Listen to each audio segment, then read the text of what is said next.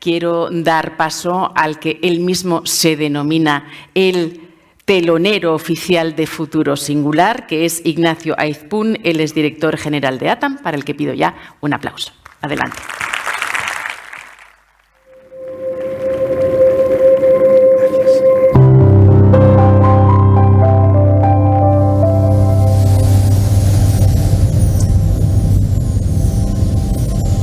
Bien, buenos días. Muchas gracias por estar aquí. Yo tenía preparadas unas palabras así muy chulas para empezar el discurso y la verdad no me acuerdo de ninguna. Así que vamos al grano. Hoy estamos celebrando un evento que coincide con la celebración del 50º aniversario de ATAM. 50 años son muchos. En 50 años pasan muchas cosas. En las últimas 5 décadas nuestro mundo ha cambiado diametralmente. Pero para poder transmitir mejor el mensaje que os quiero contar, me vais a permitir que me remonte un poquito más. Cuando mi abuelo iba a cortejar a mi abuela, siendo novios, lo hacía en un vehículo como este. Porque nuestros abuelos no iban a ligar, nuestros abuelos iban a cortejar. Mi otro abuelo era médico de pueblo y cuando iba a visitar a sus pacientes a su casa, lo hacía a lomos de este otro medio de locomoción, una mula. Entonces, hace 100 años, los médicos hacían una atención personalizada y atención a domicilio, cosa que ahora nos parece muy moderno, ¿eh? Nuestros abuelos nacieron, se criaron, crecieron en hogares que no tenían electricidad. Muy probablemente no tuvieran ni agua corriente. Los hogares en España se electrificaron en la segunda década del siglo XX, en los años 20, hace ahora aproximadamente 100 años. No estoy hablando de unos personajes históricos, de unos seres legendarios, de unos ancestros muy lejanos. Estoy hablando de los abuelos, esos seres simpáticos y entrañables que nos invitaban a tomar el aperitivo los domingos por la mañana a su casa. Nos sacaban una naranjada y unas patatas fritas, nos contaban chascarrillos, nos gastaban bromas, los abuelos. Pero una cosa trajo la otra y en un proceso de innovación acumulativa, la electricidad trajo los electrodomésticos. Mi madre vio entrar el primer frigorífico en su casa. Para entonces ya tenía 3 hijos. Mis hermanos nacieron, se criaron, crecieron en un hogar que no tenía frigorífico, en un hogar que prácticamente no tenía electrodomésticos. La primera lavadora automática entró en mi casa poco antes de que yo naciera. Y el día que yo nací, la cocina de mi casa tenía una caldera de carbón.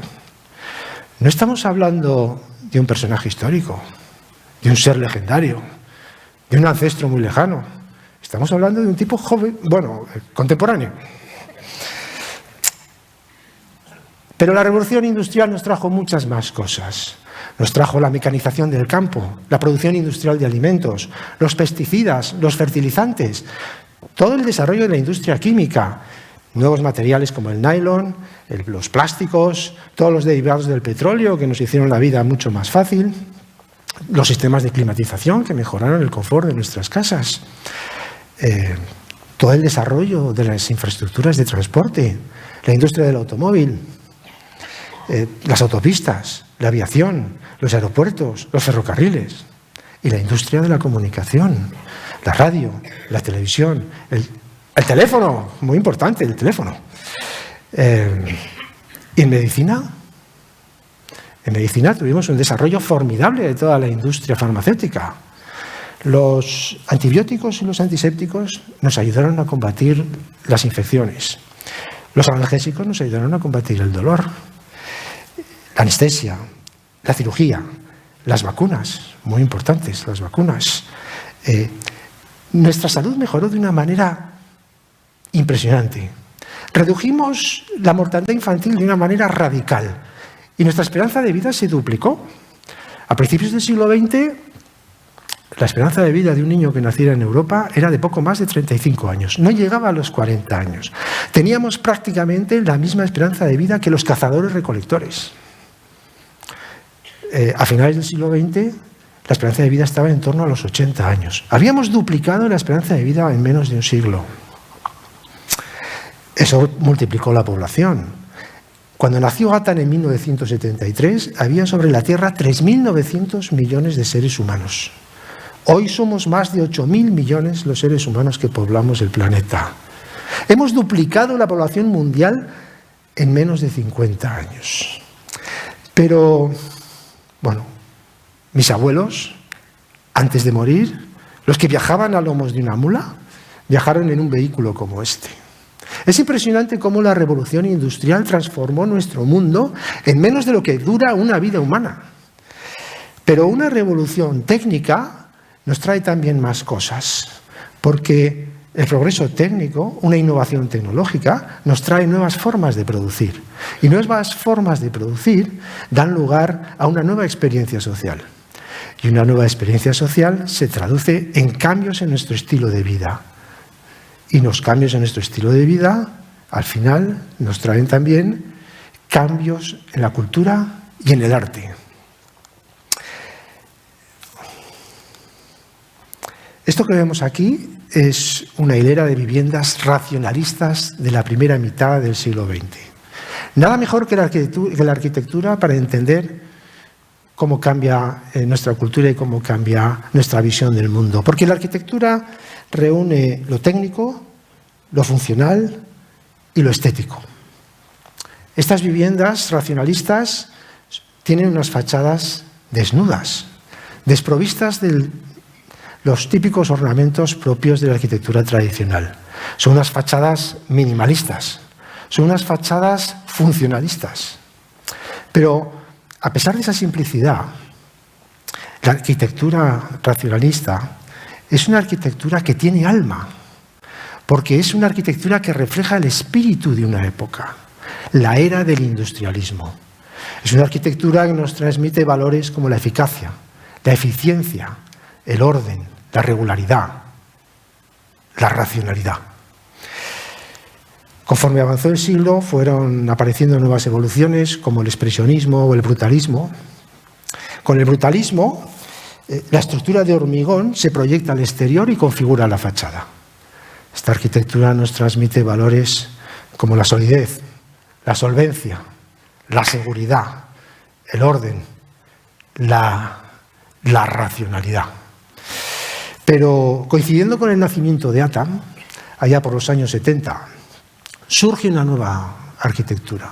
Es la arquitectura posmoderna, una arquitectura que se rebela contra el orden y la homogeneidad de la modernidad.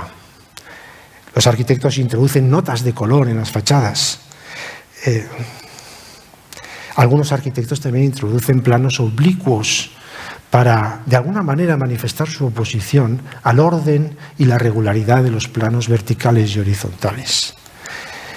Es una arquitectura que introduce elementos curvos y desordenados en la fachada, transmitiendo una cierta idea de barroquismo. Los nuevos materiales se entremezclan con elementos ornamentales clásicos o tradicionales, como los pilares, los capiteles o los frontones. Es una arquitectura ecléctica. Pero llegamos al siglo XXI y la arquitectura posmoderna alcanza su máximo paroxismo. Es la arquitectura deconstructivista. Los edificios se fragmentan. Los arquitectos quiebran los planos de fachada y de cubierta para mostrar de manera explícita su oposición a la funcionalidad. La emoción se impone a la razón y elevamos el virtuosismo tecnológico por encima de cualquier otra consideración. Pero esta imagen, ante todo, es la mejor metáfora que podíamos encontrar para comprender lo que está sucediendo con la mente humana, porque la mente humana se está fragmentando. Esto, quien mejor lo explica es el escritor británico Johann Hari, que nos dice: era como si esa persona se hubiera descompuesto en fragmentos desconectados entre sí. Este tipo de fragmentación parecía habernos ocurrido a muchos de nosotros. Estar vivos a principios del siglo XXI equivalía a la sensación de que nuestra capacidad para prestar atención, para concentrarnos, se iba desmoronando y resquebrajando. Lo que nos dice Johann Hari es que estamos perdiendo el gran superpoder de la especie humana, la capacidad de concentración y la capacidad de atención. Pero estamos también padeciendo otra pandemia, una pandemia de fragilidad. No me refiero con este concepto únicamente al concepto técnico de fragilidad que entendida como la pérdida de reserva funcional que acompaña el proceso de envejecimiento. Estamos hablando también de una fragilidad mental que afecta a las generaciones más jóvenes. Jonathan Haidt, psicólogo social de la Universidad de Nueva York, nos lo dice de esta manera. Lo que es nuevo ahora es la premisa de que los estudiantes son frágiles. La ansiedad entre los adolescentes, la depresión y el suicidio han crecido ampliamente en los últimos años. Tenemos otra pandemia de aislamiento social, de desconexión social. Una pandemia que produce dos fenómenos, el aislamiento social y la soledad no deseada. El aislamiento social y la soledad no deseada son cosas distintas, pero qué duda cabe que pueden estar interrelacionadas. La soledad no deseada no ocurre solo a los ancianitos que viven solos, no solo a aquellas personas mayores que se han quedado solas. Es algo que se está observando en todas las generaciones y en todas las edades. Incluso hay gente que vive rodeada de muchas personas, porque esto no es una cuestión de cantidad de relaciones, sino de la calidad de las relaciones humanas. Alguien podría pensar, bueno, la soledad no deseada, eso entra dentro del ámbito de la intimidad y la privacidad de cada uno. Es cierto, pero la soledad no deseada se está convirtiendo en uno de los mayores problemas de salud pública que tenemos actualmente. Porque la soledad no deseada puede provocar un incremento de la probabilidad de sufrir Alzheimer, un deterioro del sistema cardiovascular, un empeoramiento del proceso de reparación celular, cambios en el sistema inmunológico, una menor resistencia al estrés y una aceleración del envejecimiento. En definitiva, la soledad no deseada, además, provoca un impacto en la función ejecutiva de la corteza cerebral, incidiendo o influyendo en aquellos atributos que nos hacen más humanos, aquellos atributos cognitivos que son más propios del ser humano, como la capacidad de atención, la capacidad de concentración, la capacidad de reflexión, la capacidad de introspección, la empatía y la conciencia social. Es decir, con lo que fue la ventaja adaptativa del Homo sapiens, la capacidad de interactuar y de relacionarse con los demás. Tenemos otra pandemia. Tenemos una pandemia de identidad.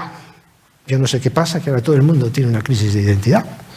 Y alguien podría decir, bueno, ¿y eso qué tiene que ver con la salud? Y bueno, yo creo que mucho. Porque el ejercicio de vivir, para cualquier organismo, requiere un esfuerzo constante de generación y de creación de una identidad singular y diferenciada del resto del universo. Miguel Nicolelis es un neurocientífico brasileño y él lo expresa de esta manera. Al comparar experiencias acumuladas a lo largo de la vida del sujeto con la información recopilada en cada momento, el cerebro reconfigura y actualiza constantemente su punto de vista interno con el fin de refinar su modelo neuronal de datos del mundo circundante. En el caso de los humanos, eso implica una continua actualización de la propia sensación de identidad del sujeto. Lo que yo interpreto de las palabras de Nicolelis es que la generación de una identidad singular, diferenciada del resto del universo, forma parte del imperativo biológico de la homeostasis, el mecanismo que controla los procesos reguladores de la vida. Y todos sabemos que la homeostasis viene siendo gobernada por la actividad mental, por la mente. Leyendo a Antonio Sitges Serra, un prestigiosísimo médico barcelonés, cirujano, me entero de que 1/3 de la población occidental está siendo tratada por depresión o por ansiedad. Y otro 1/3 por obesidad, hipertensión o diabetes.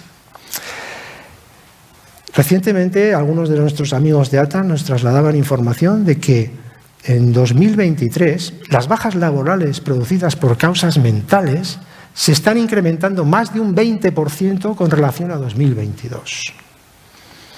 Sigo leyendo y descubro que la esperanza de vida está retrocediendo en países como Estados Unidos, en Francia y en Reino Unido. Y esto está escrito antes de la pandemia. Esto es anterior al COVID. Nuestra esperanza de vida está retrocediendo y no es por culpa de un virus. Como nos explica Sitges Serra, esto es debido a causas ambientales. Hemos alterado artificialmente el hábitat en el que vivimos. Hemos modificado la manera que tenemos de relacionarnos con el mundo. Y eso nos está llevando a enfermar. Valentín Fuster, uno de los cardiólogos más prestigiosos de todo el mundo, el celebérrimo Valentín Fuster, también médico barcelonés, que desarrolla su trabajo en Nueva York, nos dice: hemos prolongado la vida, creado cuidados intensivos, marcapasos, desfibriladores, avanzado en cirugía cardíaca, pero no estamos venciendo a la enfermedad. Al revés, la enfermedad está aumentando su incidencia. Y entonces yo me pregunto, ¿cómo es posible que después de todos los avances que conseguimos en la revolución industrial, ahora que tenemos una tecnología digital con un poder inconmensurable para mejorar la vida del ser humano, el ser humano esté enfermando? Las causas pueden ser muchas y diversas, pero normalmente son complejas. Es difícil hacer un balance de qué es lo que nos está llevando a esta situación, ¿no? Me voy a centrar, me voy a detener en un par de ellas. No son todas, probablemente no sean las más importantes, pero son causas en las que normalmente no solemos reparar. La electricidad cambió nuestras vidas. La electricidad ha mejorado nuestra vida de una manera increíble. No podemos imaginarnos hoy una vida sin electricidad. Pero la electricidad, la luz, tiene su lado oscuro. Tiene sus efectos secundarios. Desde que introdujimos la electricidad hace 100 años, introdujimos una nueva pandemia, la pandemia del insomnio. Todos los que estamos hoy aquí dormimos de media, diariamente, 1 hora menos de lo que dormíamos en 1973, cuando se constituyó ATAN. Pero es que en 1973 dormíamos de media 1 hora menos de lo que se dormía a principios del siglo XX.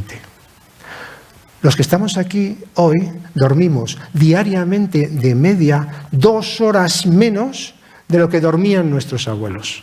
Y esto tiene un impacto demoledor sobre nuestra salud, porque el sueño es el proceso fisiológico a través del cual nosotros llevamos a cabo la reparación celular.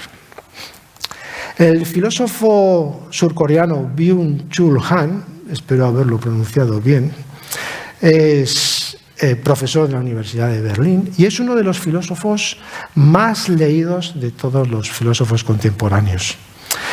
Él nos hace su propio diagnóstico y nos dice: esta crisis comienza ya en el plano cognitivo. La información tiene un intervalo de actualidad muy reducido. Debido a su inestabilidad temporal, fragmenta la percepción. La televisión y la radio fragmentan el discurso. Su lenguaje es cada vez más fragmentario y discontinuo. La psicóloga norteamericana, profesora del MIT, del Instituto Tecnológico de Massachusetts en Boston, Sherry Turkle, analizó todos estos fenómenos también muy pronto, allá por los años 90. Ella estudió el efecto que estaba produciendo la incipiente industria de la informática y de la conexión de los ordenadores personales a Internet sobre las nuevas generaciones de jóvenes norteamericanos. Ella nos explicaba cómo las nuevas interfaces gráficas de los nuevos sistemas operativos que surgieron por aquellos años estaban dando lugar a lo que ella denomina una cultura de la simulación, una cultura posmoderna de la simulación, que de alguna manera era la semilla de un proceso incremental que estamos viviendo de los niveles de virtualización de la vida humana. Al ver el mundo a través de una interfaz, a comunicarse con el mundo a través de una interfaz, ella decía que los estudiantes norteamericanos, además de percibir sentimientos de fragmentación, estaban desarrollando múltiples y fluidas identidades y que en última instancia eso les estaba llevando a lo que ella denomina una ansiedad de identidad. Primero fragmentamos el mensaje, Esto dio lugar a una fragmentación de la atención. Como consecuencia fragmentamos el pensamiento, a continuación fragmentamos la identidad y en última instancia fragmentamos la mente. Quiero aclarar que esto no es un concepto clínico, ¿vale?, pero yo creo que nos sirve para expresar metafóricamente los tiempos que estamos viviendo. Y todo este proceso se vio catapultado por una innovación tecnológica que surgió coincidiendo con el nacimiento de Atom. A partir de 1971 se empieza a comercializar el microprocesador. El microprocesador ha cambiado nuestras vidas y está en la base de toda la revolución tecnológica que estamos viviendo hoy. El microprocesador muy probablemente va a ser un elemento fundamental para generar toda esa inteligencia colectiva que nos permita afrontar los problemas de sostenibilidad de las sociedades humanas complejas. Pero como la luz, como la electricidad, tiene sus efectos colaterales. Porque a partir del nacimiento o de la comercialización del microprocesador, la ley de Moore se ha venido cumpliendo sistemáticamente y cada 18 meses duplicamos nuestra capacidad de procesamiento de información y de computación de datos. Y eso tiene dos efectos. El primero es un incremento gradual y continuo de los niveles de virtualización de la vida humana. Y el segundo es una sensación de aceleración de nuestra vida, lo que el doctor Trainini denomina la enfermedad del tiempo. Esa misma percepción de aceleración parece que la recibe Valentin Fuster, que nos dice: la tecnología está avanzando demasiado rápido y el cuerpo humano avanza más lento, no es capaz de digerir la tecnología. Hay aspectos negativos y positivos de la tecnología, pero el conjunto final es que estamos usando la tecnología para sobrevivir a los aspectos negativos de la tecnología. Y yo me pregunto, si tenemos una tecnología que tiene un poder inconmensurable para mejorar la vida de los seres humanos, ¿por qué no utilizamos la tecnología para vivir de forma más saludable? ¿Por qué no utilizamos la tecnología para no enfermar? Parece obvio, ¿no? Pero claro, ¿eso cómo se hace? El propio Valentin Fuster nos da una pista. Nos dice: yo mismo he cambiado completamente. Durante 10 años, 20 años, 30 años, he trabajado en la enfermedad. Y ahora estoy trabajando en la salud, en entender qué es la salud. Es decir, necesitamos introducir un enfoque salutogénico al abordaje de la discapacidad y el envejecimiento. Pero necesitamos hacer más cosas. La revolución industrial no mejoró la vida del ser humano desde el primer día. Fue necesario que la revolución industrial trajera consigo la nueva sociedad industrial, que se desarrollaran fuertemente una serie de instituciones. Se desarrollaron los sindicatos, el crédito, los seguros, los sistemas de protección social, los sistemas de previsión social, el acceso a la educación, el acceso a la sanidad. Fue el desarrollo de esta nueva experiencia social, el desarrollo fuerte de estas nuevas instituciones, las que lograron maximizar todo el potencial que tenía la tecnología para mejorar la vida de los seres humanos. Una opinión parecida tiene Daron Acemoglu, que no sé muy bien cómo se pronuncia, porque creo que es de origen turco, pero bueno, es un catedrático también del Instituto de Tecnología de Massachusetts, del MIT, que en una entrevista reciente se manifestaba de esta manera: el verdadero debate es cómo conseguir que los avances tecnológicos beneficien a la mayoría de la sociedad y qué normas e instituciones necesitamos para alcanzar esos objetivos. El progreso no es el resultado automático de la innovación, sino que requiere que la sociedad se organice para que sus beneficios se filtren a la mayoría de la población. Así que, llegados a este punto, nos hacemos la siguiente pregunta: ¿cuál es el papel que deben jugar las organizaciones sociales, las entidades del sector social en este nuevo estadio tecnológico que vive la humanidad? ¿Cómo debemos transformarnos para adaptarnos a un mundo que ha sido alterado por la tecnología? Y para poder contestar a esa pregunta, hacemos primero una reflexión. A lo largo de la historia de la humanidad ha habido 3 grandes revoluciones técnicas: el fuego, la agricultura y la modernidad. Ha habido más, pero para entender lo que queremos ver hoy, yo creo que es importante centrarnos en estas tres. Hace más de 600.000 años, el ser humano empezó a controlar el fuego. Y al controlar el fuego, pudo cocer o asar los alimentos. Y al cocer los alimentos, el tamaño del intestino se redujo a la mitad. Como quiera que el intestino y el cerebro son los dos órganos que más energía consumen, toda esa energía liberada por el intestino fue a parar al cerebro. Hoy el Homo sapiens es la consecuencia de una innovación técnica. Hace 12.000 años llegó la revolución de la domesticación de las plantas y los animales. Con la llegada de la agricultura, la especie humana se multiplicó. Empezamos a expandir nuestra progenie, pero lo hicimos a costa de la salud y de la dignidad y de la libertad del individuo. Porque durante 10.000 años los agricultores tuvieron una menor estatura que los cazadores-recolectores, tuvieron una menor esperanza de vida, una vida más corta, sufrieron enfermedades horribles y tuvieron que trabajar muchas más horas que los cazadores-recolectores. Hasta que llegó la revolución de la modernidad, ese periodo histórico que comienza con la revolución técnica del Renacimiento, con la introducción del método científico, con la expansión del conocimiento gracias a la imprenta y el lenguaje escrito, la Ilustración y la revolución industrial. Finalmente, la vida del ser humano individualmente considerado mejoró drásticamente, pero lo hizo a costa de ejercer una presión tremenda sobre el medio y sobre los recursos naturales. La pregunta que nos tenemos que hacer es, ¿cómo queremos que sea esta nueva revolución tecnológica? ¿Queremos que sea una revolución como la del fuego, que dé lugar a una nueva especie, a un sujeto poshumano? ¿Queremos que sea como la agricultura, una revolución que resuelva los problemas de sostenibilidad de la especie a costa de la dignidad, la libertad y la salud del individuo? ¿O queremos una revolución técnica que preserve la salud, la dignidad y la libertad del individuo, al mismo tiempo que generamos la inteligencia colectiva que nos permita solventar los problemas de sostenibilidad de la especie, los problemas de sostenibilidad de las sociedades humanas complejas? Y tras esta reflexión, en ATAN, en el momento de iniciar nuestro particular proceso de transformación digital, nos hicimos nuestras propias y particulares preguntas.